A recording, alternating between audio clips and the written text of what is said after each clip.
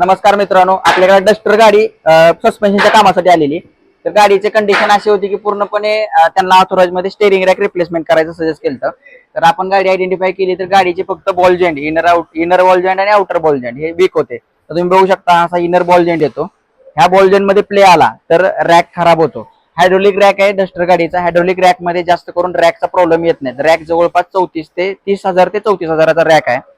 तुम्ही जर inner outer बघितले तर हे जवळपास 1400 रुपयाला इनर बॉल जॉईंट येतात आणि आउटर बॉल जॉईंट 1200 रुपयाला येतात. म्हणजे जवळपास 2000 ते 3000 मध्ये गाडीचं काम होणार होतं. तर त्या सिच्युएशनला गाडीचं पूर्णपणे स्टेअरिंग रॅक रिप्लेसमेंटचं सजेस्ट केलेलं ऑथोराइज मध्ये. तर आपण फक्त आउटर बॉल जॉईंट असा येतो मित्रांनो, ह्याच्यावरती अलाइनमेंट होते. आउटर बॉल जॉईंट इथून खराब होतो. म्हणजे हा जो बॉल जॉईंट आहे ह्या बॉल जॉईंट मध्ये प्ले आलेला, त्याच्यामुळे इथे आवाज येत होता. तर आपण हा फक्त बॉल जॉईंट रिप्लेसमेंट करतोय. जवळपास 3,500-4,000 हजारामध्ये गाडीचं पूर्णपणे सस्पेन्शनचं काम ओके होऊन जाते. बाकी शॉक ऑब्झर्व वगैरे आपण लिकेज होते त्या सिच्युएशनला आपण ते शॉक ऑब्झर्व रिप्लेसमेंट केलेले. पण जिथं तुम्हाला ऑथोराइज मध्ये 30 ते 35,000 खर्च सांगितलेला, तिथं तुम्हाला 3,000 रुपयामध्ये गाडीचं काम ओके होणार आहे मित्रांनो. तर असे प्रॉब्लेम असतात, असे फॉल्ट असतात, चाइल्ड पार्ट टाकल्याने तुमच्या गाडीचे सस्पेन्शन ओके होतं मित्रांनो आणि त्याच्यामध्ये नवीन सारखी लाईफ मिटून जाते.